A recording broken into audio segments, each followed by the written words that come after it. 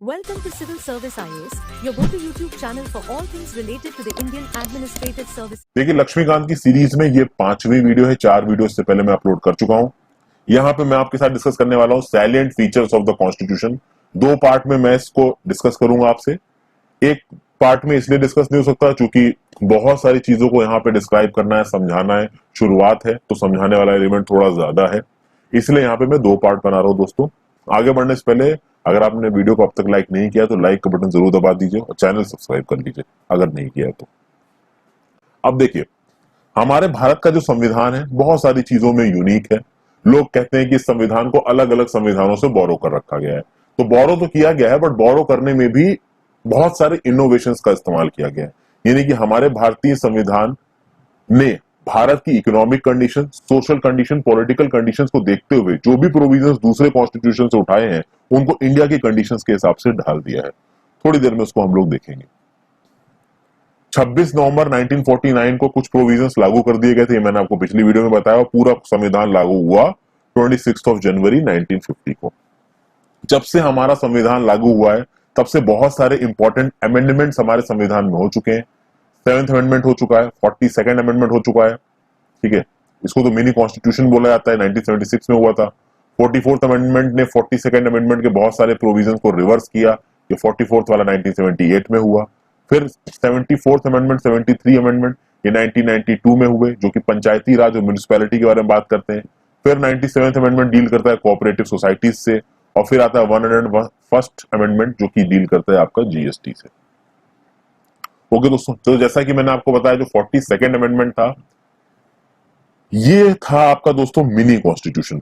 मतलब कि इसके थ्रू बहुत सारे चेंजेस इंट्रोड्यूस किए थे हमारे कॉन्स्टिट्यूशन में, और कहा जा रहा है कि इस 42nd कॉन्स्टिट्यूशनल अमेंडमेंट एक्ट के चलते बहुत ही बेसिक स्ट्रक्चर हमारे कॉन्स्टिट्यूशन का थोड़ा हिलने लगा था। वैसे भी इमरजेंसी के टाइम के आसपास इसको लागू किया गया था, तो इसमें बहुत सारी कंट्रोवर्सीज हुई थी और इसके ज्यादातर एलिमेंट्स को 44th अमेंडमेंट एक्ट ने रिवर्स कर दिया। फिर आगे देखेंगे आप कि 1973 में केशवानंद भारती केस आएगा। ओके, ये सुप्रीम कोर्ट इस केस में ये बोलेगा कि हमारे संविधान को अमेंड करने की ताकत जो हमारे कॉन्स्टिट्यूशन ने पार्लियामेंट को दी है आर्टिकल 368 के अंदर, उस ताकत का इस्तेमाल करके पार्लियामेंट हमारे संविधान को अमेंड तो कर सकती है, बट हमारे संविधान के बेसिक स्ट्रक्चर को अमेंड नहीं कर सकती। तो basic structure of the Indian constitution का डॉक्ट्रिन दिया गया था सुप्रीम कोर्ट के द्वारा केशवानंद भारती केस में। ये सिर्फ एक इंट्रोडक्शन है दोस्तों, ये सब चीजें जैसे जैसे हम लोग आगे चलेंगे अपनी पढ़ाई में सब लोग देखेंगे। सबसे पहले साइलेंट फीचर पे आते हैं कि भैया हमारा कॉन्स्टिट्यूशन बहुत बड़ा है, बहुत वॉल्यूमिनस है, बहुत लेंथीएस्ट, दुनिया भर के लिखे हुए कॉन्स्टिट्यूशन से बहुत लेंथीएस्ट है। अब देखिए, कॉन्स्टिट्यूशन को 2 कैटेगरी में बांटा गया है, एक रिटन कॉन्स्टिट्यूशन, एक अनरिटन कॉन्स्टिट्यूशन। रिटन कॉन्स्टिट्यूशन का उदाहरण है अमेरिका का कॉन्स्टिट्यूशन, अनरिटन कॉन्स्टिट्यूशन का उदाहरण है ब्रिटेन का कॉन्स्टिट्यूशन। अब सबसे पहले तो हम लोग जल्दी से ये समझते हैं कि भाई इस रिटन और अनरिटन में क्या फर्क है। देखिए, अमेरिका का जो संविधान है ना, उसको प्रॉपर तरीके से लिखा गया है। उसमें जितने भी आर्टिकल्स है, 7 आर्टिकल्स थे जहां तक मुझे याद आ रहा है, 7 आर्टिकल्स में उसको लिखा गया था, और उसमें पूरा पूरा अमेरिकन संविधान, but it is a written document. Britain का संविधान रिटन नहीं है। तो जब ब्रिटेन का संविधान रिटन नहीं है तो बहुत सारे लोग पूछेंगे कि जब उसको कहीं लिखा ही नहीं गया है तो प्रोविजंस कहां से आए। तो देखिए, ब्रिटेन की पार्लियामेंट ने समय समय पे बहुत सारे एक्ट लागू किए हैं दोस्तों, और वो सारे एक्ट अलग अलग लॉज को इंप्लीमेंट करने के लिए किए गए हैं। अलग अलग कहते हैं ना कि जैसे जैसे जिस चीज की जरूरत पड़ी उससे रिलेटेड में, उस इश्यू से रिलेटेड एक एक्ट बना दिया गया। इन एक्टों में जो लिखा हुआ है ना फ्रेंड्स, उसको कंबाइन करके ब्रिटेन वाले बोलते हैं कॉन्स्टिट्यूशन। इसलिए इन एक्ट्स में लिखा है, बट इन एक्ट्स को कंबाइन करके, कंसोलिडेट करके कोई एक अलग डॉक्यूमेंट नहीं बनाया गया है ब्रिटेन में। इसीलिए ब्रिटेन के संविधान को बोला जाता है अनरिटन कॉन्स्टिट्यूशन। लेकिन ब्रिटेन की पार्लियामेंट ने बहुत सारे अलग अलग एक्टों को पास किया गया है, और उन एक्ट के प्रोविजंस को मिला दिया जाए तो वो बन जाता है उनका संविधान। तो ये एक्ट तो लिखे हैं, बट एक्ट के प्रोविजंस को मिला के किसी एक सिंगल डॉक्यूमेंट का शेप नहीं दिए गया ब्रिटेन में, इसलिए इसको बोलते हैं अनरिटन कॉन्स्टिट्यूशन। चलिए, हमारे देश के संविधान में जब ओरिजिनली इनैक्ट हुआ था, छोटी मोटी ट्रिवियल डिटेल्स दे रखी हैं, आप देख सकते हैं किताबों में। तो 395 आर्टिकल्स थे, 22 पार्ट से 8 शेड्यूल थे, 2019 तक आते आते 470 आर्टिकल्स हो गए 12 शेड्यूल में, 25 पार्टों में। बहुत सारे इसमें अमेंडमेंट हो चुके हैं। अमेंडमेंट के चलते बहुत सारे आर्टिकल्स हटा दिए गए, बहुत सारे आर्टिकल्स जोड़ दिए गए। एक इंपॉर्टेंट फैक्टर आपको यहां पे देखना है फ्रेंड्स कि टोटल कितने अमेंडमेंट्स आ चुके हैं हमारे संविधान में आज तक। तो भैया जो लेटेस्ट अमेंडमेंट हुआ था 25 जनवरी 2020 को, वो था 104th अमेंडमेंट एक्ट। तो टोटल अगर आपसे पूछा जाए at this point of time कितने अमेंडमेंट हुए हमारे संविधान में, 104 हुए हैं। जो लेटेस्ट हुआ वो था 104th अमेंडमेंट एक्ट, 25 जनवरी 2020 को लागू किया। इसमें क्या बोला गया कि भाई ये जो SC ST का रिजर्वेशन है ना लोकसभा की और स्टेट लेजिस्लेटिव असेंबली की सीटों में, इसको हम 10 साल के लिए और एक्सटेंड कर रहे हैं। ये हर 10 साल में एक्सटेंड होता है दोस्तों, इस बार भी हो गया। तो SC ST की जो सीटें रिजर्व है लोकसभा स्टेट लेजिस्लेटिव असेंबली में, उसको 70 साल से बढ़ा के 80 साल कर दिया गया। और एक और बहुत इंपॉर्टेंट चीज की गई 104th कॉन्स्टिट्यूशनल अमेंडमेंट एक्ट में कि भाई एंग्लो इंडियन कम्युनिटी के लिए जो सीटें रिजर्व थी ना लोकसभा में 2 सीटें रिजर्व थी, स्टेट लेजिस्लेटिव असेंबली में 1 सीट रिजर्व थी एंग्लो इंडियन कम्युनिटी के लिए। तो ये रिजर्व सीटों का प्रावधान एंग्लो इंडियन कम्युनिटी के लिए जो पहले था उसको अब हटा दिया गया। मतलब अब एंग्लो इंडियन कम्युनिटी के लिए कोई भी सीट हमारे लोकसभा में या स्टेट लेजिस्लेटिव असेंबली में रिजर्व नहीं है। तो ये था latest constitutional amendment act friends. ऐसे ही जो पिछले कुछ सालों में कॉन्स्टिट्यूशनल अमेंडमेंट एक्ट हुए हैं वो आपको पता होना चाहिए। जैसे कि 103rd कॉन्स्टिट्यूशनल अमेंडमेंट मैं आपसे पूछा जाऊं क्या है, तो ये लागू हुआ था 12 जनवरी 2019 को। इसमें 10% रिजर्वेशन लेके आया गया था, किसके लिए, इकोनॉमिकली वीकर सेक्शंस के लिए। तो जनरल कैटेगरी में जो लोग इकोनॉमिकली वीकर है उनको एक्स्ट्रा 10% का रिजर्वेशन दिया गया। तो एक चीज ये थी। फिर से पहले आपका 102nd कॉन्स्टिट्यूशनल अमेंडमेंट एक्ट आया था दोस्तों, ये आया था 11 अगस्त 2018 को। इसके थ्रू क्या हुआ था कि national commission for backward classes को कॉन्स्टिट्यूशनल स्टेटस दिया गया था। उससे पहले क्या आया था, तो 101st कॉन्स्टिट्यूशनल अमेंडमेंट एक्ट आया था दोस्तों, जो कि लागू हुआ था 1 जुलाई 2017 को। उसके थ्रू GST टैक्स को इंट्रोड्यूस किया गया था, गुड्स एंड सर्विसेज टैक्स को। उससे पहले भाई 100th कॉन्स्टिट्यूशनल अमेंडमेंट एक्ट था दोस्तों, जो कि लागू किया गया था 1 अगस्त 2015 को। इसमें लैंड बाउंड्री एग्रीमेंट हुआ था किसके किसके बीच में, इंडिया बांग्लादेश के बीच में। उससे पहले 99th कॉन्स्टिट्यूशनल अमेंडमेंट एक्ट आया था दोस्तों 13 अप्रैल 2015 को। इसमें नेशनल जुडिशियल अपॉइंटमेंट कमीशन बनाया था सरकार ने, लेकिन इस नेशनल जुडिशियल अपॉइंटमेंट कमीशन को रद्द कर दिया सुप्रीम कोर्ट ने 16 अक्टूबर 2015 को। तो कुछ इंपॉर्टेंट इंफॉर्मेशन मैंने आपको दी है दोस्तों, मैंने बोल दिया आपके सामने। आपको जो इंपॉर्टेंट लगे वो लिख लीजिए, नहीं लगे मत लिखिए, ये आपके ऊपर है। ओके, अच्छा और बात की जाए कि भैया ये जो हमारा संविधान है ये इतना बड़ा क्यों है। अब बात आती है वॉल्यूमिनस लैंग्वेज पे। हम लास्ट टाइटल तो ये था, सॉरी थोड़ा सा भटक गए। इतना बड़ा कैसे है हमारा कॉन्स्टिट्यूशन, तो देखिए भैया ज्योग्राफिकल फैक्टर्स बहुत बड़े हैं। एक तो हमारा देश बड़ा काफी, दुनिया में 7वें नंबर का सबसे बड़ा देश हमारा। तो जब इतना बड़ा देश है तो वास्टनेस ज्यादा है, डाइवर्सिटी ज्यादा है। उस डाइवर्सिटी को एकोमोडेट करने के लिए बहुत सारे अलग अलग प्रोविजंस को एकोमोडेट करना पड़ा। फिर बहुत सारे हिस्टोरिकल फैक्टर्स आ गए। तो हिस्टोरिकल फैक्टर्स में जैसा कि मैंने आपको बताया कि गवर्नमेंट ऑफ इंडिया एक्ट 1935 आया था। गवर्नमेंट ऑफ इंडिया एक्ट 1935 अपने आप में बहुत बड़ा था, और गवर्नमेंट ऑफ इंडिया एक्ट 1935 के बहुत सारे प्रोविजंस को इंक्लूड किया गया है हमारे संविधान में। लगभग 250 provisions government of India act के सीधे सीधे इंट्रोड्यूस किए गए हमारे संविधान में। फिर ये बोला गया कि भैया हमारे संविधान में सेंटर और स्टेट्स दोनों का जिक्र होगा, यानी कि एक ही संविधान होगा सेंटर के लिए भी और एक ही संविधान होगा स्टेट्स के लिए भी। अब इसको अलग से क्यों बोला जा रहा है, देखिए फ्रेंड्स, अगर यूएसए की बात करेंगे तो यूएसए में सेंटर का भैया अपना अलग संविधान है जिसको फेडरल कॉन्स्टिट्यूशन बोलते हैं, और उनकी अलग अलग स्टेट्स का अलग अलग प्रोविंसेस के अपने अलग अलग संविधान है। लेकिन इंडिया में सेम है। होता क्या था कि भैया अभी रिसेंटली 2019 में आपको पता है कि भाई जम्मू एंड कश्मीर के स्पेशल स्टेटस को हटाया गया है। जम्मू एंड कश्मीर को स्पेशल स्टेटस मिला हुआ था आर्टिकल 270 के अंडर, ठीक है, उसको हटा दिया गया। और उसको हटाने के बाद यह बोला गया कि भारतीय संविधान, उसके लिए एक ऑर्डर लेके आया गया था जिसका नाम था constitution application to Jammu and Kashmir order 2019।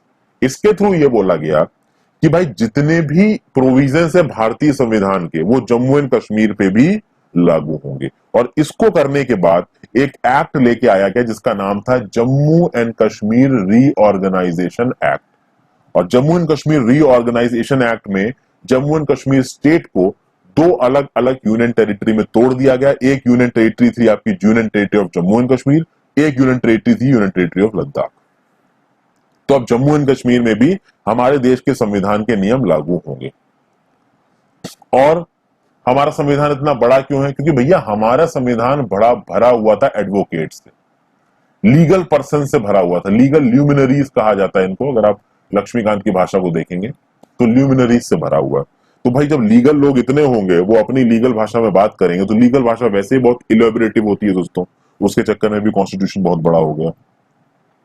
तो हमारे कॉन्स्टिट्यूशन में गवर्नेंस कैसे करनी है, लॉ कैसे बनाने हैं, एडमिनिस्ट्रेशन कैसे करना है, सब कुछ लिखा हुआ है दोस्तों। बहुत सारी डेमोक्रेटिक कंट्रीज, स्पेशली ब्रिटेन, क्या होता है यहाँ पे कि भाई रोजमर्रा की चीजें में कैसे होंगी, उसके लिए समय समय पे हम लोग डोमेस्टिक लॉज बना देंगे। लेकिन ऐसी रोजमर्रा की चीजों को भी कैसे चलाना है, इसके बारे में हमारे संविधान में सीधे सीधे लिखा गया है। इसलिए संविधान हमारा बहुत बड़ा हो गया है। आई होप आपको चीजें समझ में आ गई हूं। दूसरी चीज ये है कि भैया हमारे संविधान को बहुत अलग अलग जगहों से उठाया गया है, different sources of the constitution, ये एक फीचर है।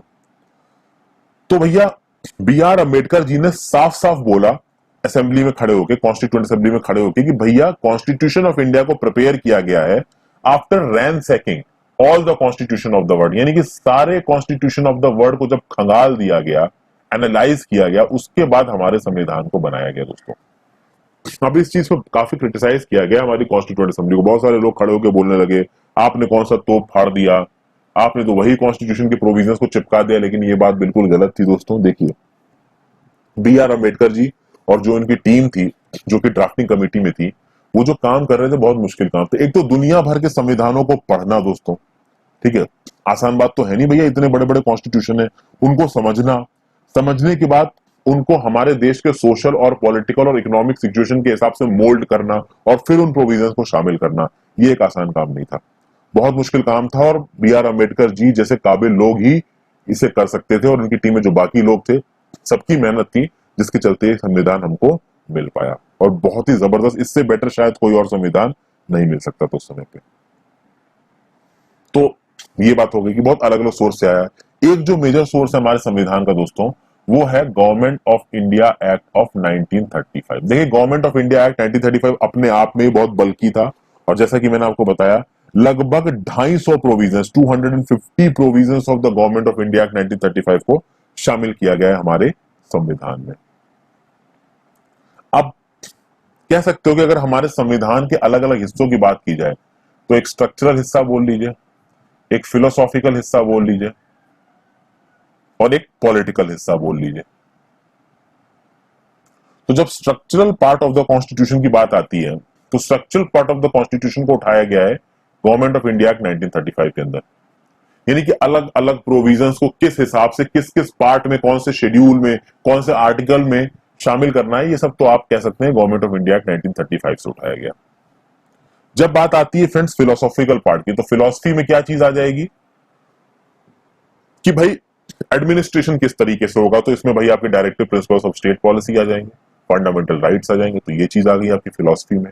और पॉलिटिकल पार्ट में क्या आ जाएगा, तो भैया कैबिनेट फॉर्म ऑफ गवर्नमेंट है, पार्लियामेंट्री फॉर्म ऑफ गवर्नमेंट है, भाई कैसे एग्जीक्यूटिव और लेजिस्लेचर एक दूसरे के साथ बैलेंस करेंगे, कैसे ये एग्जीक्यूटिव इस लेजिस्लेचर को आंसरेबल होगा, तो this is an example of political thing. तो देखिए एक्चुअली स्ट्रक्चर क्या है, आपकी फिलोसॉफी क्या है हमारे संविधान की, और हमारे संविधान की पॉलिटिकल पावर्स किस हिसाब से डिवाइडेड है, ये तो धीरे धीरे जब हम लोग किताब के अंदर घुसेंगे और पूरे इंडियन पॉलिटी को समझेंगे तो आपको समझ में आ ही जाएगा। यहां तो इंट्रोडक्शन है, तो हल्की फुल्की बातचीत ही हो रही है, ओके, बहुत ज्यादा डिटेल में हम लोग यहां पे जा नहीं रहे हैं। आगे चलते हैं। अब बात आती है मेन चीज, सोर्सेस क्या क्या है हमारे कॉन्स्टिट्यूशन के। तो हमारे कॉन्स्टिट्यूशन के अगर आपको सोर्सेस को देखना है, तो देखिए सबसे पहला सोर्स तो आपको मिला friends government of India act 1935। Government of India act 1935 से बहुत सारी चीजें उठाई गई हैं, जैसे इमरजेंसी पावर। इमरजेंसी पावर कौन कौन से आर्टिकल में, आर्टिकल 352, आर्टिकल 356, आर्टिकल 360, जब पहुंचेंगे इन पर तो देखेंगे। ये इमरजेंसी पावर्स कहा जाता है गवर्नमेंट ऑफ इंडिया एक्ट 1935 से उठाई गई हैं।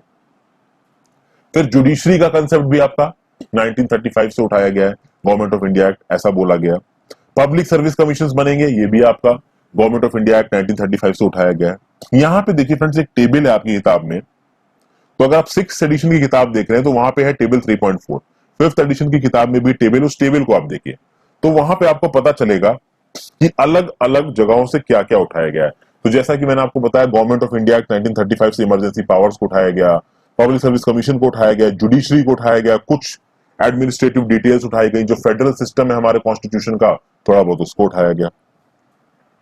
अगर आप ब्रिटिश कॉन्स्टिट्यूशन की बात करो दोस्तों, तो ब्रिटिश कॉन्स्टिट्यूशन से जो सबसे बड़ी चीज हमने उठाई है वो है पार्लियामेंट्री सिस्टम ऑफ गवर्नमेंट।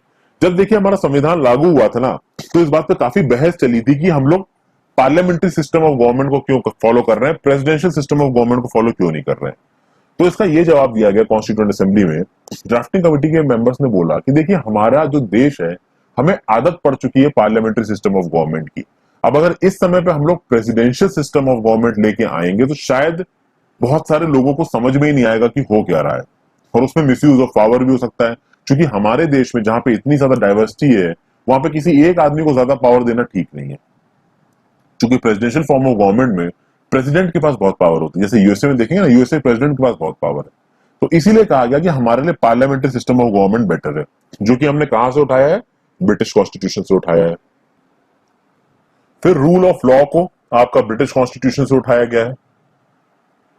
आगे बात किया जाए ब्रिटिश कॉन्स्टिट्यूशन से cabinet system of government. Cabinet system of government को कभी कभी पार्लियामेंट्री सिस्टम ऑफ गवर्नमेंट भी कहा जाता है। एग्जैक्ट डिफरेंसेस क्या है ये आगे हम लोग देखेंगे। फिर लेजिस्लेटिव प्रोसीजर, किस तरीके से पार्लियामेंट के अंदर काम होगा, स्टेट लेजिस्लेटिव असेंबलीज के अंदर काम होगा, ये प्रोसीजर ब्रिटिश कॉन्स्टिट्यूशन से उठाया गया है। एक सिटीजनशिप, यानी पूरे देश के लिए केवल एक सिटीजनशिप। यूएस में होता है ना 2 सिटीजनशिप, आप अमेरिका के सिटीजन तो हो ही, लेकिन आप जिस स्टेट में रहते हो आप उसके भी सिटीजन हो। तो भैया अगर आप टेक्सास में रहते हो तो वहां पे सिटीजन हो। अगर आप टेक्सास से फ्लोरिडा जाते हो तो टेक्सास वाली जो सिटीजनशिप है उसको आपको रद्द कराना पड़ेगा और फ्लोरिडा में एक नई सिटीजनशिप चालू करानी पड़ेगी। तो इस तरीके की चीजें होती हैं वहां पे। फिर बाई कैमरलिज्म, ये भी है आपका। बाई कैमरलिज्म क्या होता है दोस्तों, इसमें 2 हाउसेस होंगे, जैसे कि सेंटर पे है आपका राज्यसभा और लोकसभा, उसी तरीके से स्टेट में है आपका स्टेट लेजिस्लेटिव असेंबली और स्टेट लेजिस्लेटिव काउंसिल। अब जब बात आ गई यहां पे स्टेट लेजिस्लेटिव काउंसिल की, तो कितने स्टेट्स हैं हमारे देश में जहां पे स्टेट लेजिस्लेटिव काउंसिल है, इसका जवाब मैं थोड़ा ही आगे आपको इस वीडियो में दूंगा। तो ये सब चीजें आपकी ब्रिटिश कॉन्स्टिट्यूशन से आई है दोस्तों। इसके आप एक लिस्ट बना लीजिए, क्योंकि ये देखिए ये पूछा जा सकता है। आप लिस्ट ना भी बनवाइए तो ये जो टेबल 3.4 है आपकी 6th एडिशन की लक्ष्मीकांत की किताब का, इसको अपने हाइलाइटर से मार्क करके रखिए इंपॉर्टेंट में। तो एग्जाम से पहले आपको इन सब चीजों को रिवाइज करना। फिर यूएस कॉन्स्टिट्यूशन से देख लेते हैं क्या क्या लिया गया है। तो यूएस कॉन्स्टिट्यूशन से उठाई हमने सबसे जरूरी चीज जो कि है फंडामेंटल राइट्स। तो भाई लोगों के फंडामेंटल राइट्स। फिर जुडिशरी की इंडिपेंडेंस, जुडिशियल इंडिपेंडेंस, ये उठाया गया है आपका यूएस कॉन्स्टिट्यूशन से। Impeachment of the president, president को इम्पीच करना, इसकी चीज को उठाया गया है। सुप्रीम कोर्ट के और हाई कोर्ट के जजेस को आप कैसे हटाओगे, वाइस प्रेसिडेंट को कैसे हटाओगे। तो भैया प्रेसिडेंट का इम्पीचमेंट कैसे हुआ, सुप्रीम कोर्ट हाई कोर्ट के जजेस को कैसे हटाया, वाइस प्रेसिडेंट को कैसे हटाया, ये सब आपका दे रखा है यूएस कॉन्स्टिट्यूशन के हिसाब से। फंडामेंटल राइट्स, जुडिशियल इंडिपेंडेंस, ये भी आपका यूएस कॉन्स्टिट्यूशन। फिर आता है भाई आयरिश कॉन्स्टिट्यूशन। आयरलैंड के कॉन्स्टिट्यूशन से क्या लिया गया है, तो आयरलैंड के कॉन्स्टिट्यूशन से एक चीज हमेशा याद रखिएगा, directive principles of state policy उठाए गए हैं आपके आयरलैंड के कॉन्स्टिट्यूशन से। फिर हम लोग राज्यसभा में जो अपने मेंबर्स को नॉमिनेट करते हैं उसका, अब देखिए राज्यसभा में मेंबर्स को नॉमिनेट कैसे किया जाता है बताइए। फर्स्ट ऑफ ऑल कितने मेंबर्स को राज्यसभा में नॉमिनेट किया जाता है, और जो बाकी मेंबर्स होते हैं राज्यसभा के वो कैसे इलेक्ट होते हैं, कैसे उनको स्टेट लेजिस्लेटिव असेंबलीज इलेक्ट करती हैं, ये सब चीजें आगे हम देखेंगे। But nominations of members to Rajya Sabha, ये भी आपका आयरिश कॉन्स्टिट्यूशन के हिसाब से उठाया गया है। प्लस प्रेसिडेंट को इलेक्ट करने का तरीका, method of the election of president, ये भी आपका आयरिश कॉन्स्टिट्यूशन से उठाया गया है। अगर आप कैनेडियन कॉन्स्टिट्यूशन की बात करोगे तो कनाडा से क्या क्या उठाया गया, तो भैया फेडरेशन है लेकिन सेंटर स्ट्रांग है। कुछ कुछ आप कह सकते हो कि इंडिया में ऐसा ही है। जितनी भी रेजिडुअरी पावर्स होंगी, यानी वो पावर्स जिनको ना आपने स्टेट लिस्ट में शामिल किया है, ना यूनियन लिस्ट में शामिल किया है, ना कॉन्करेंट लिस्ट में शामिल किया है, वो सारी पावर्स सेंटर के पास चली जाएंगी। ये प्रोविजन आपका कैनेडियन कॉन्स्टिट्यूशन से आया है। सेंटर में स्टेट के गवर्नर्स को, सॉरी स्टेट में सेंटर द्वारा कहते हैं ना कि सेंटर किसी एक पर्सन को नॉमिनेट करेगा to be a governor in the state government. तो इस तरीके का जो गवर्नमेंट्स का अपॉइंटमेंट होता है ना, गवर्नर्स का जो अपॉइंटमेंट होता है स्टेट गवर्नमेंट में, वो कौन करता है, सेंटर करता है। ये चीज कहां से उठाई गई, कैनेडियन कॉन्स्टिट्यूशन से। और सुप्रीम कोर्ट का advisory jurisdiction. Advisory jurisdiction of the supreme court, ये भाई आपका आता है कैनेडियन कॉन्स्टिट्यूशन के हिसाब से। ओके, आगे चलते हैं ऑस्ट्रेलियन कॉन्स्टिट्यूशन। ऑस्ट्रेलियन कॉन्स्टिट्यूशन क्या क्या लिया है, तो कॉन्करेंट लिस्ट जो है हमारे संविधान की, जिसमें वो सब्जेक्ट्स लिखे हुए हैं जो कि भाई जिसपे लॉ आपकी स्टेट गवर्नमेंट भी बना सकती है, सेंट्रल गवर्नमेंट बना सकती है, तो वो चीज उठाएगी आपकी ऑस्ट्रेलिया से। फिर दोनों हाउसेज ऑफ पार्लियामेंट की ज्वाइंट सिटिंग होगी, इस चीज का प्राविधान उठाया गया है आपका ऑस्ट्रेलिया के संविधान से। फिर ट्रेड और कॉमर्स का फ्रीडम होगी, ये सब आपका ऑस्ट्रेलिया से उठाया गया है।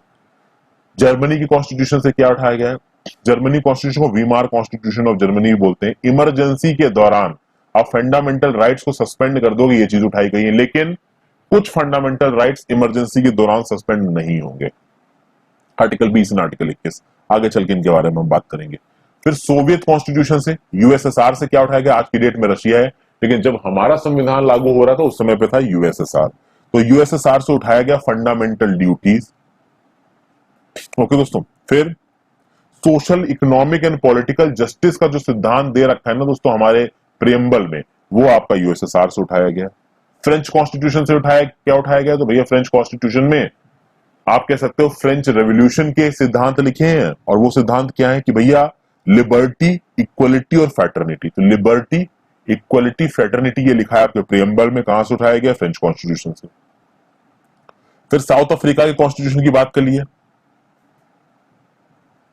तो साउथ अफ्रीका के कॉन्स्टिट्यूशन में लिखा गया है कि भैया उसके हिसाब से क्या उठाया गया, उसके हिसाब से उठाया गया कि हम अपने संविधान का अमेंडमेंट कैसे करेंगे, कॉन्स्टिट्यूशन का अमेंडमेंट कैसे करेंगे, इस चीज को उठाया है आपने साउथ अफ्रीका कॉन्स्टिट्यूशन से। फिर राज्यसभा के मेंबर्स का इलेक्शन कैसे होगा, ये कहां से उठाया गया, साउथ अफ्रीका कॉन्स्टिट्यूशन से। तो राज्यसभा के मेंबर्स का इलेक्शन कैसे होगा, ये उठाया गया साउथ अफ्रीका के कॉन्स्टिट्यूशन से। और राज्यसभा में मेंबर्स का नॉमिनेशन कैसे होगा, ये कहां से उठाया गया दोस्तों, तो ये उठाया गया था आपका आयरिश कॉन्स्टिट्यूशन से। ये दोनों में फर्क याद रखिएगा। और फिर एक बड़ी इंपॉर्टेंट चीज, जापानीज कॉन्स्टिट्यूशन से एक चीज उठाई गई है जिसका नाम है दोस्तों प्रोसीजर इस्टेब्लिश्ड बाय लॉ। ये प्रोसीजर इस्टेब्लिश्ड बाय लॉ क्या है, ये हम फंडामेंटल राइट्स में देखेंगे। तो ये बहुत इंपॉर्टेंट चीज थी दोस्तों जो यहां मैंने आपके साथ कवर की है। और जैसा कि मैं आपको पहले बता चुका हूं कि एक बड़ा हिस्सा हमारे संविधान का कहां से उठाया गया है, गवर्नमेंट ऑफ इंडिया एक्ट 1935 से। आई होप आप किताब अपने सामने रखे हैं, नहीं रखे होंगे तो कुछ ज्यादा खास समझ में आ नहीं रहा होगा। अब हम देखते हैं blend of rigidity and flexibility. कहा गया है कि भाई जो हमारा संविधान है दोस्तों, this is a proper mixture of rigidity and flexibility, यानी हमारा संविधान रिजिड भी है और हमारा संविधान फ्लेक्सिबल भी है। कैसे है ये देखते हैं। अगर आप अमेरिका के और ब्रिटेन के कॉन्स्टिट्यूशन को देखोगे तो जो अमेरिका का कॉन्स्टिट्यूशन है, अमेरिका का कॉन्स्टिट्यूशन बहुत ज्यादा रिजिड है। बहुत ज्यादा रिजिड होने का मतलब क्या है कि अमेरिका के सिद्धांत संविधान को अगर आपको बदलना है तो उसको बदलना थोड़ा मुश्किल है, बदलने के प्रावधान है बट रिजिड है। अगर आप ब्रिटिश कॉन्स्टिट्यूशन की बात करोगे तो ब्रिटिश कॉन्स्टिट्यूशन को अमेंड करना सिंपल है। हमारा संविधान क्या है कि भाई रिजिड भी है, फ्लेक्सिबल भी है, यानी कि ना हमारा संविधान को बदलना अमेरिकन कॉन्स्टिट्यूशन जितना मुश्किल है और ना ही हमारे संविधान को बदलना ब्रिटिश कॉन्स्टिट्यूशन जितना आसान है। तो हमारे संविधान में अमेंडमेंट करने के बहुत से अलग अलग तरीके दे रखे हैं।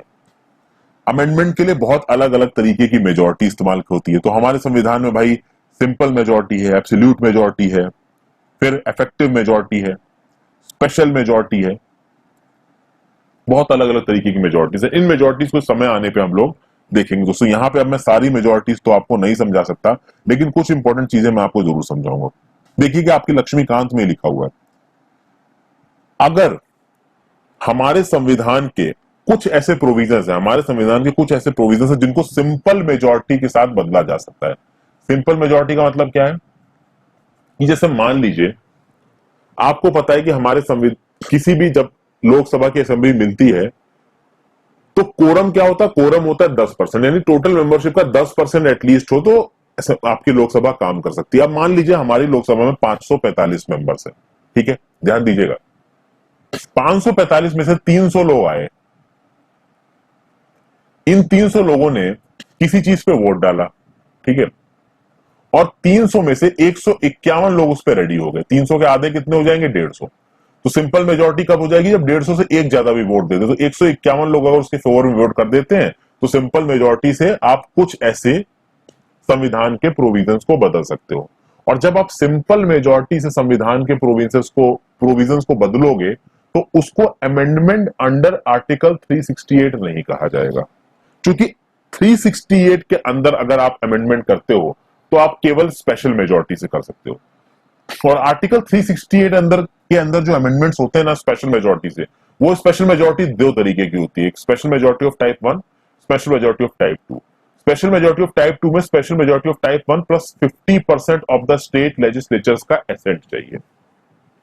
अब इस पे हम थोड़ी देर में आते हैं, सब कुछ आपको बहुत डिटेल में समझाऊंगा दोस्तों, बस थोड़ा सा आप पेशेंस रखिए। तो क्या यह समझ में आया आपको? अच्छा हाँ, स्पेशल मेजोरिटी की अगर आप और बात कर रहे हो तो दो और जगहों पे स्पेशल मेजोरिटी का कंसेप्ट आता है, बट वो आर्टिकल 368 वाली स्पेशल मेजोरिटी से अलग है।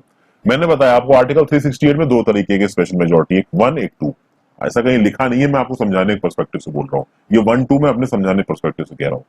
आर्टिकल 249 में भी एक स्पेशल मेजोरिटी है, आर्टिकल 61 में भी एक स्पेशल मेजोरिटी है।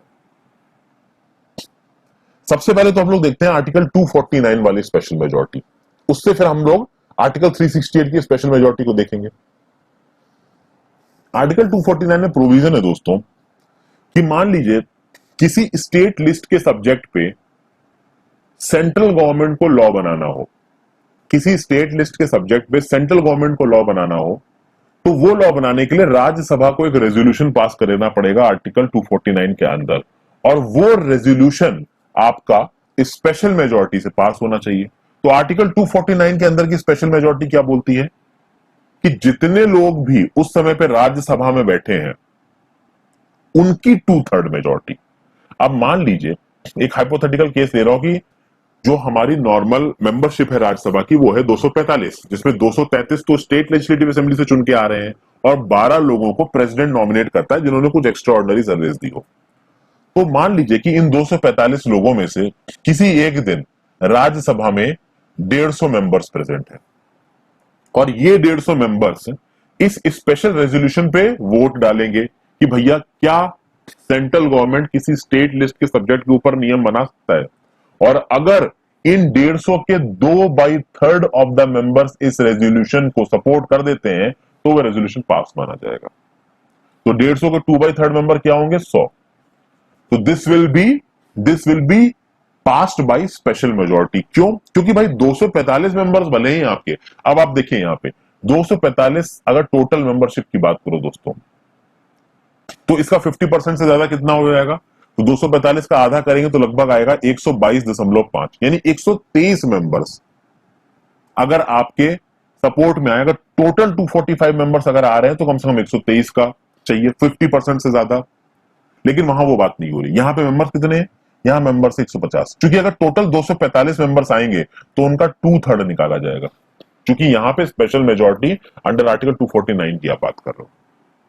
तो अगर सारे के सारे 245 मेंबर्स आ गए तो 2/3 मेजोरिटी चाहिए थी।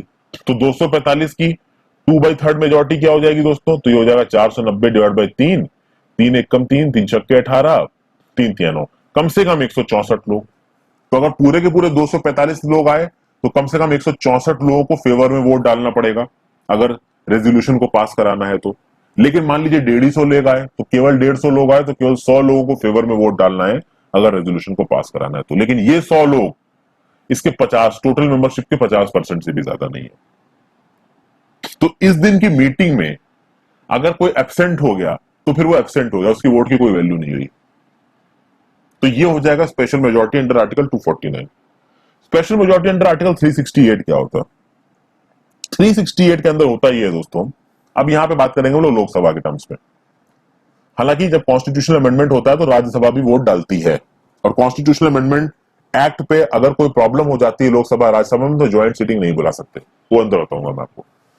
Special majority of first type की बात कर रहा हूं। मान लीजिए लोकसभा की मीटिंग हुई तो जितने लोग उस मीटिंग में आए हैं उनकी 2/3 मेजोरिटी, और वो कम से कम इतनी होनी चाहिए कि टोटल मेंबरशिप के 50% से ज्यादा हो।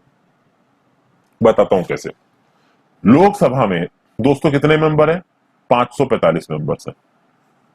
ठीक है दोस्तों, अब मान लीजिए इन 545 मेंबर्स में एक दिन केवल 300 मेंबर आए। ठीक है, तो स्पेशल मेजोरिटी क्या बोलती है अंडर आर्टिकल 368 की जितने भी लोग आए हैं उनकी 2/3 ऑफ द मेजोरिटी। तो इन 300 का 2/3 कितना हो जाएगा? 200। तो 300 लोग आए हैं, इसकी 2/3 ऑफ द मेजोरिटी तो 200। तो भाई मान लीजिए 200 लोगों ने एक अमेंडमेंट एक्ट के फेवर में वोट कर दिया, लेकिन क्या वो स्पेशल मेजोरिटी 1 अंडर आर्टिकल 368 को सेटिस्फाई कर रहा है? नहीं कर रहा है, क्योंकि इसमें एक कंडीशन और है। कंडीशन और ये है कि जो टोटल स्ट्रेंथ है हाउस की 545, उसका कम से कम 50% सपोर्ट करना चाहिए। और इस 245 का 50% कितना हो जाएगा?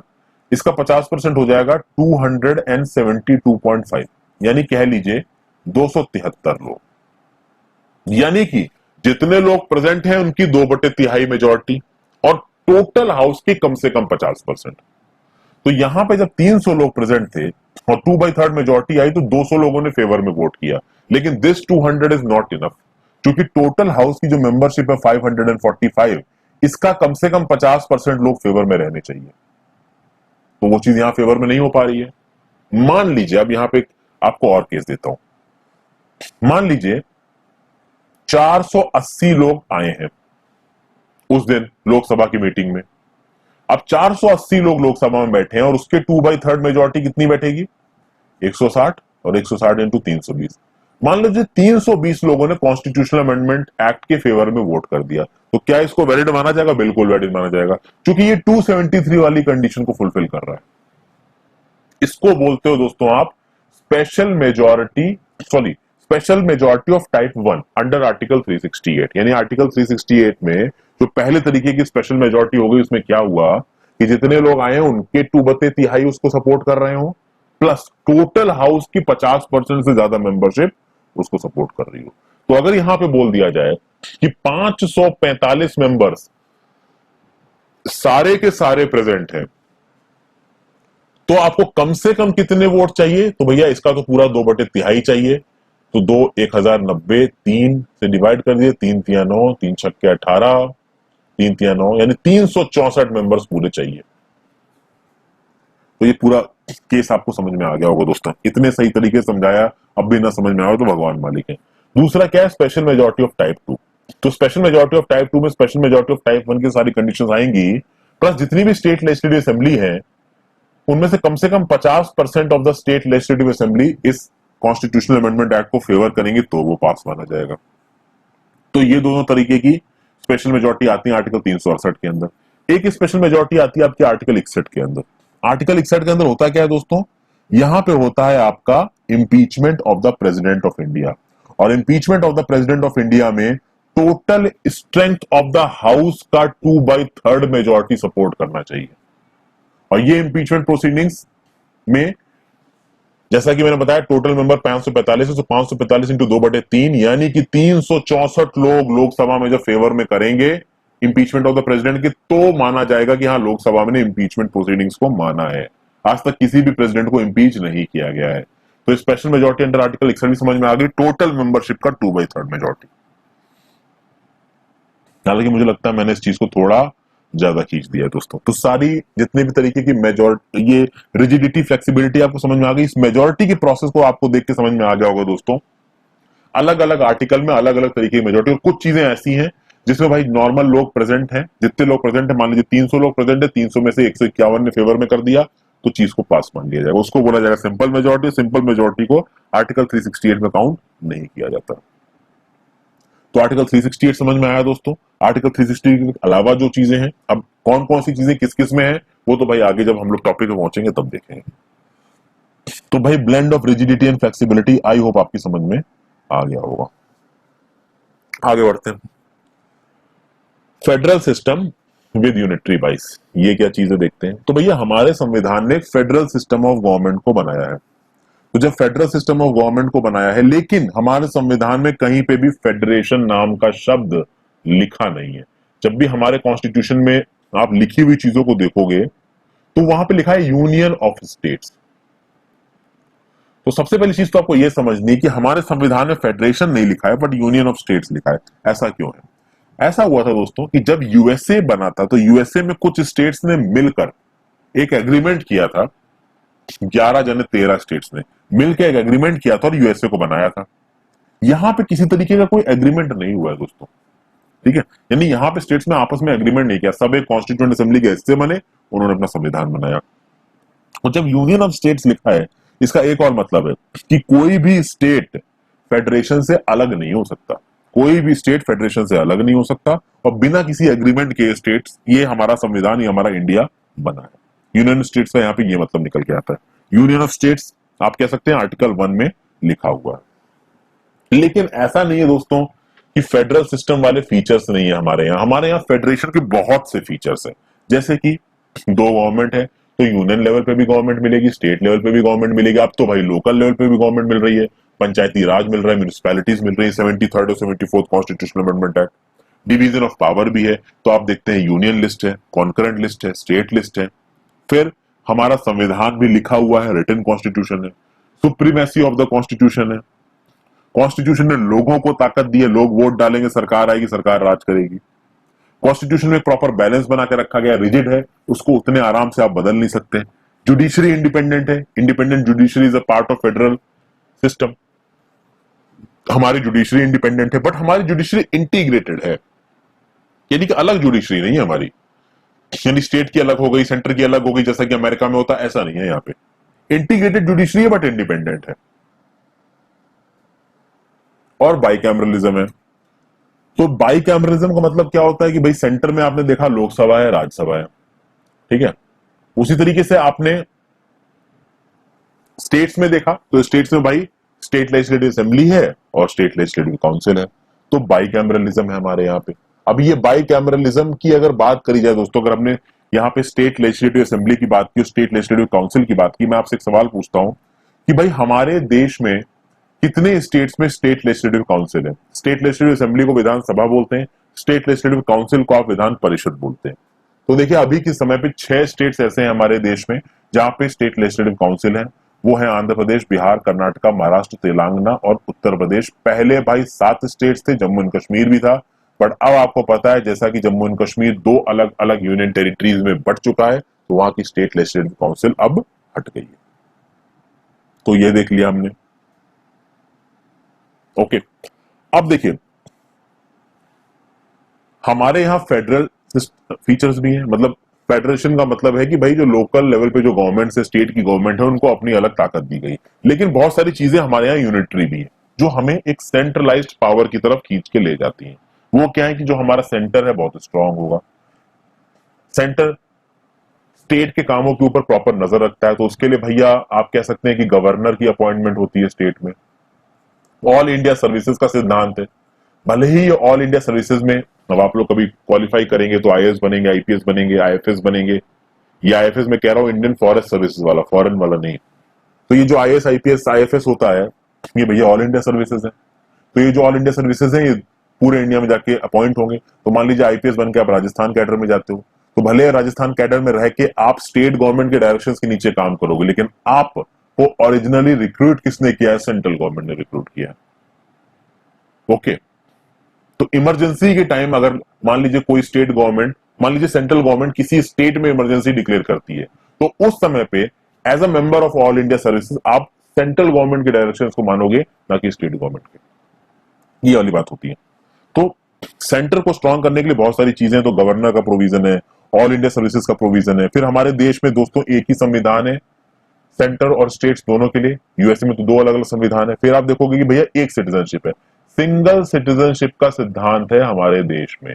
यूएस में चले जाइए 2 सिटीजनशिप है, वो यूएस का भी सिटीजन होगा, एक आदमी जो टेक्सास में रहता है टेक्सास का भी सिटीजन होगा। फिर इमरजेंसी प्रोविजंस है, अगर कोई स्टेट ज्यादा बवाल करेगा तो इमरजेंसी लगा के उसको नॉर्मल देश से मिला दिया जाएगा। तो कल को डेट में कोई स्टेट खड़ा होकर बोले भैया हम इंडिया का पार्ट नहीं, हम अलग होंगे, तो ये नहीं हो सकता। इसीलिए सेंटर का स्ट्रांग होना बहुत ज्यादा जरूरी है। कुछ चीजें देखिए आपने, तो हमारे संविधान को अलग अलग तरीके के लोगों ने अलग अलग तरीके से डिस्क्राइब किया है। जैसे कि भाई हमारे संविधान को केसी वियर करके एक है, आप देख सकते हैं आपकी किताब में लिखा हुआ, केसी वियर करके एक बड़े आप कह सकते हैं पॉलिटिकल वो है, उन्होंने उसको क्वासी फेडरल बोला है। फिर बार्गेनिंग फेडरलिज्म बोला है मॉरिस जोन्स ने, कोऑपरेटिव फेडरलिज्म बोला है ग्रैंड विलोस्टिन ने, federation with a centralising tendency बोला है किसने, आइवर जेनिंग्स ने। तो ये आप अपने हाइलाइटर से मार्क कर लीजिए किताब में भाई, काम आएंगे आपके। आगे चलते हम बात करेंगे पार्लियामेंट्री फॉर्म ऑफ गवर्नमेंट की। हमारा जो संविधान है उसने ऑब्वियसली ब्रिटिश पार्लियामेंट्री सिस्टम को अपनाया है, ना कि अमेरिका के राष्ट्रपति के सिस्टम को, चूंकि हम लोग पार्लियामेंट्री सिस्टम से ऑलरेडी यूज टू थे, और चूंकि ब्रिटेन के राज के अंदर थे और ब्रिटेन में ऑलरेडी ये पार्लियामेंट्री सिस्टम ऑलरेडी टेस्टेड था, वहां पे तो चल ही रहते हैं पार्लियामेंट्री सिस्टम। अब आगे देखते हैं, इस पार्लियामेंट्री सिस्टम को बहुत सारे नामों से जाना जाता है, जैसे Westminster model of government. Westminster क्यों? क्योंकि लंदन में एक जगह है वेस्टमिनिस्टर, उस वेस्टमिनिस्टर में ब्रिटिश पार्लियामेंट है, तो इसलिए इसको वेस्टमिनिस्टर मॉडल ऑफ गवर्नमेंट बोल देते हैं। कैबिनेट फॉर्म ऑफ गवर्नमेंट भी बोल देते हैं, रिस्पॉन्सिबल गवर्नमेंट बोला जाता है, और ये जरूरी भी है क्योंकि अमेरिकन प्रेसिडेंशियल गवर्नमेंट में एक आदमी के पास बहुत ज्यादा ताकत आ जाती है, but parliamentary form of government में पूरे पार्लियामेंट के पास ताकत रहती है, पूरे लेजिस्लेचर के पास ताकत रहती है। अब यहां पे थोड़ा सा देखते हैं कि पार्लियामेंट्री गवर्नमेंट के फीचर्स क्या है। पार्लियामेंट्री गवर्नमेंट में नॉमिनल और रियल दोनों एग्जीक्यूटिव्स होंगे। नॉमिनल और रियल एग्जीक्यूटिव्स का मतलब क्या हो गया दोस्तों, कि देखिए रियल एग्जीक्यूटिव कौन होगा, प्रधानमंत्री, और प्रधानमंत्री के नीचे उसकी काउंसिल ऑफ मिनिस्टर, क्योंकि वो चुन के आए हैं। नॉमिनल कौन होगा, तो राष्ट्रपति, क्योंकि ये काउंसिल ऑफ मिनिस्टर्स जो करेगी और जिस लॉ को बना के वो प्रेसिडेंट के सामने रखेगी, प्रेसिडेंट को उस पर साइन करना पड़ेगा। तो president is a nominal executive, but ये जो काउंसिल ऑफ मिनिस्टर है ये रियल एग्जीक्यूटिव है। फिर हमारे यहाँ मेजोरिटी पार्टी का रूल है, तो भाई लेजिस्लेचर में जितने लोग इलेक्ट होके आएंगे उसमें से जिस पार्टी के इलेक्टेड मेंबर सबसे ज्यादा होंगे वो सरकार बनाएगी। फिर collective responsibility of the executive to legislature, मैंने आपको बताया कि लेजिस्लेचर में जो लोग चुन के आते हैं वो भाई उनमें से कुछ लोग, उसमें से जो मेजोरिटी पार्टी होगी वो अपनी सरकार बनाएगी। जब मेजोरिटी पार्टी अपनी सरकार बना लेगी, जैसे कि अभी जो आपकी नेशनल डेमोक्रेटिक अलायंस है जिसमें सबसे बड़ी पार्टी है बीजेपी, इस नेशनल डेमोक्रेटिक अलायंस ने काउंसिल ऑफ मिनिस्टर्स अपॉइंट कर रखे हैं। ये काउंसिल ऑफ मिनिस्टर्स क्या है, ये एग्जीक्यूटिव है। ये एग्जीक्यूटिव किसको रिस्पॉन्सिबल है, लेजिस्लेचर को रिस्पॉन्सिबल है, जो कि क्या है, लोकसभा। ठीक है, नहीं समझ में आया तो आगे जब हम पार्लियामेंट्री सिस्टम ऑफ गवर्नमेंट को समझेंगे चैप्टर में तब समझ में आएगा आपको। फिर काउंसिल ऑफ मिनिस्टर्स तो मैंने आपको बता ही दिया। अच्छा, प्राइम मिनिस्टर की लीडरशिप होती है, वैसे स्टेट लेजिस्लेटिव असेंबली में चीफ मिनिस्टर की लीडरशिप होती है, और सरकार गिरानी हो तो नो कॉन्फिडेंस मोशन पास करके लोकसभा को गिराया जा सकता है, जिसको आप बोलते हो लोअर हाउस का डिसोल्यूशन, तो ये भी हो सकता है। तो ये सारे फीचर्स हैं आपके पार्लियामेंट्री सिस्टम ऑफ गवर्नमेंट के। अब parliamentary system of government derive तो ब्रिटिश से हुई है, ब्रिटिश सिस्टम ऑफ गवर्नमेंट से हुई, लेकिन फिर भी बहुत सारे फर्क हैं। जैसे कि हम लोग रियल सेंस में रिपब्लिक है और ब्रिटेन मोनार्की है। हम रिपब्लिक कैसे हैं, हम रिपब्लिक ऐसे हैं दोस्तों क्योंकि हमारे जो राष्ट्रपति हैं उन्हें चुना जाता है, इलेक्ट किया जाता है। अब भले ही उन्हें इनडायरेक्टली इलेक्ट किया जाता है, आपने कभी प्रेसिडेंट के इलेक्शन में वोट नहीं डाला होगा। प्रेसिडेंट के इलेक्शन में वोट कौन डालते हैं, तो लोकसभा राज्यसभा के मेंबर्स वोट डालेंगे, स्टेट लेजिस्लेटिव असेंबली के मेंबर्स वोट डालेंगे, पर कभी आम लोग वोट नहीं डालेंगे। लेकिन इन लोगों को चुनने में हमने तो चुना है, तो बेसिकली हमारे रिप्रेजेंटेटिव्स जाके वोट डाल रहे हैं प्रेसिडेंट के इलेक्शन में। तो प्रेसिडेंट चुना गया है, भले ही इनडायरेक्टली चुना गया है, तो इसलिए हम रिपब्लिक हैं। वहीं पे अगर आप ब्रिटेन में देखोगे, ब्रिटेन में है मोनार्की, यानी वहां का एक शाही खानदान है और उसी शाही खान के बेटे बेटियां क्वीन और किंग बन जाते हैं। तो वहां के प्रेसिडेंट को चुनने में कोई वो नहीं होती, वहां के मोनार्क को एक्चुअली कहना चाहिए, चुनने के लिए कुछ भी नहीं किया जाता। जो भैया शाही खानदान है उसका जो वारिस है वो मोनार्क बन जाएगा। ठीक है, आगे बात करते हैं दोस्तों। चूंकि पार्लियामेंट्री सिस्टम में प्राइम मिनिस्टर का रोल बहुत इंपॉर्टेंट होता है, इसलिए इसको prime ministerial form of government भी बोलते हैं। ठीक है दोस्तों, तो ब्रिटेन में आप बोलोगे prime minister form of government, India में बोलोगे आप prime ministerial form of government. आगे आते हैं, आखिरी चीज जो आज के हम देखेंगे, synthesis of parliamentary sovereignty and judicial supremacy. एक प्रॉपर बैलेंस बनाने की कोशिश की गई है। कैसे होता क्या है दोस्तों, एक और चीज मैं आपको यहां पे बताना भूल गया हूं, या वो कह लीजिए, हाँ, ये जो लास्ट वाली चीज है इसमें एक चीज छूट गई है। आपके लक्ष्मीकांत में लिखा हुआ है दोस्तों कि Indian parliament is not a sovereign body like British parliament. इसका क्या मतलब है, तो लिखा हुआ है कि Indian parliament is not a sovereign body like British parliament. तो क्या हम सोवरेन नहीं है? क्या हमारी पार्लियामेंट सोवरेन नहीं है? देखिए, हमारी पार्लियामेंट सोवरेन है दोस्तों। हमारे यहाँ पे जो एडमिनिस्ट्रेशन का सिस्टम चलता है वो कुछ ऐसा है, एक है एग्जीक्यूटिव, एक है लेजिस्लेचर, एक है जुडिशरी। ये लेजिस्लेचर होता है पार्लियामेंट, इस लेजिस्लेचर में से चुन के आते हैं एग्जीक्यूटिव। तो ये एग्जीक्यूटिव और लेजिस्लेचर तो सीधे सीधे पार्लियामेंट के पास हो गए। एक चीज हो गई जुडिशरी। अगर हमारी पार्लियामेंट मिलकर कोई ऐसा नियम कानून बनाती है जो कि हमारे संविधान के अगेंस्ट है, हमारे संविधान के मूल भावना के अगेंस्ट है, तो जुडिशरी इसको क्वेश कर सकती है। जैसे कि मैंने आपको बताया था अभी शुरुआत में, नेशनल जुडिशियल अपॉइंटमेंट कमीशन बनाया था हमारी पार्लियामेंट में, जिसको अक्टूबर 2015 ने सुप्रीम कोर्ट ने रद्द कर दिया, नहीं माना। तो यानी कि हमारी इंडियन पार्लियामेंट पूरी तरीके से सोवरेन नहीं है। अगर हमारी इंडियन पार्लियामेंट कॉन्स्टिट्यूशन के मूल सिद्धांतों के अगेंस्ट जाएगी तो जुडिशरी उसको नल एंड वॉइड कर सकता है। ऐसा ब्रिटेन में नहीं है। ब्रिटेन में क्या है कि ब्रिटेन की पार्लियामेंट जो कर देगी वो सही हो जाएगा, और ब्रिटेन की जो कोर्ट्स हैं उनके पास ये ज्यूरिसडिक्शन नहीं है कि पार्लियामेंट के द्वारा लिए गए स्टेप को वो चेक कर सके। हालांकि पार्लियामेंट, ब्रिटेन में लोग इतने पढ़े लिखे हैं और इतने वो हैं कि ब्रिटेन की पार्लियामेंट वैसे ही कुछ उल्टा सीधा नहीं कर सकती। वो हमेशा लोगों को तो खुश करना ही है ना, लोग वोट डालते हैं। वहां के लोग तो इतने पढ़े लिखे हैं कि भैया हर पॉलिटिकल पार्टी डलती है कि भैया इनके हिसाब से काम हो रहा है तो हमको निकाल देंगे अगली बार। समझ गए दोस्तों? तो ब्रिटेन की पार्लियामेंट के ऊपर वहां के सुप्रीम कोर्ट या कोर्ट का आप कह सकते हो कि ज्यूरिसडिक्शन नहीं है, मतलब उनके द्वारा की हुई चीज को वहां की कोर्ट नल एंड वॉइड नहीं कर सकती। हालांकि अमेरिका में जुडिशियल सुप्रीमेसी है, अमेरिका में जुडिशरी वो बहुत ज्यादा स्ट्रांग है, इसको हम आगे देखेंगे। तो अब आप समझ गए ना फ्रेंड्स कि इस लाइन का क्या मतलब है कि Indian parliament is not a sovereign body. क्यों नहीं है सोवरेन बॉडी? क्योंकि जुडिशियल चेक है हमारी पार्लियामेंट के ऊपर। अब हम बात करते हैं पार्लियामेंट्री सोवरेनिटी और जुडिशियल सुप्रीमेसी। देखिए, अमेरिका का जो सिस्टम है ना उसमें जुडिशियल सुप्रीमेसी है, और जो ब्रिटेन का सिस्टम है ना उसमें पार्लियामेंट्री सोवरेनिटी है। यानी ब्रिटेन की पार्लियामेंट बहुत स्ट्रांग है, लिटरली वो चाहे तो कुछ भी कर सकती है। कहते हैं ना कि एक, आप कह सकते हैं कॉन्स्टिट्यूशनल एक्सपर्ट ने बोला था कि Britain parliament can do everything rather than converting a man to women और अ वुमेन टू मैन। फिर बाद में किसी ने बोला कि British parliament is so strong that it can even convert a man to women और मैन टू मैन। ये किसी पॉलिटिकल एग्जीक्यूटिव का, कौन से पॉलिटिकल एक्सपर्ट ने बोला ये मुझे भी याद नहीं। बहरहाल यहां पे बस आप ये समझिए कि पार्लियामेंट्री सोवरेनिटी का सिद्धांत आता है ब्रिटिश पार्लियामेंट से, जुडिशियल सुप्रीमेसी का सिद्धांत आता है अमेरिका से। यानी कि अमेरिका में वहां की सुप्रीम कोर्ट बहुत ज्यादा पावरफुल है और ब्रिटेन में वहां की पार्लियामेंट सबसे ज्यादा पावरफुल है।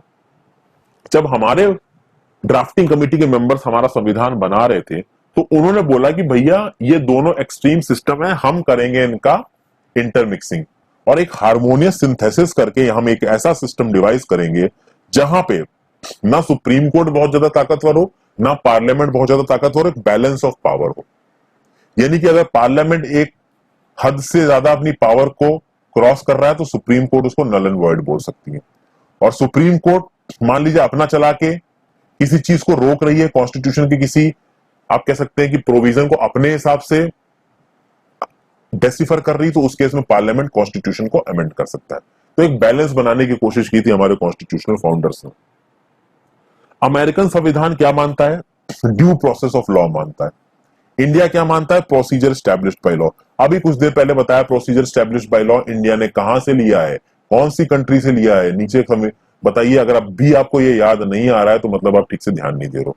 Due process of law America का है, प्रोसीजर स्टैब्लिश्ड लॉ इंडिया का है। दोनों में क्या फर्क है ये जब हम फंडामेंटल राइट से पहुंचेंगे तब बात करेंगे, अभी उसको यहाँ पे डिस्कस करने का कोई फायदा है नहीं। ये अपने आप में टॉपिक है, due process of law, procedure established law, अपने आप में ये बड़े टॉपिक्स हैं। इनको जब सही जगह होगी तो वहां पे समझाऊंगा मैं।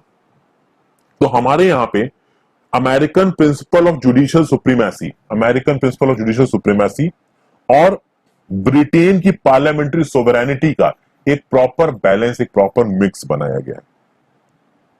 तो ये चीज है दोस्तों। तो यहां पे आप समझ सकते हैं कि मैं लेक्चर को खत्म कर रहा हूं। मैं इंटीग्रेटेड और इंडिपेंडेंट जुडिशरी अगले, आप कह सकते हैं कि वीडियो में लूंगा।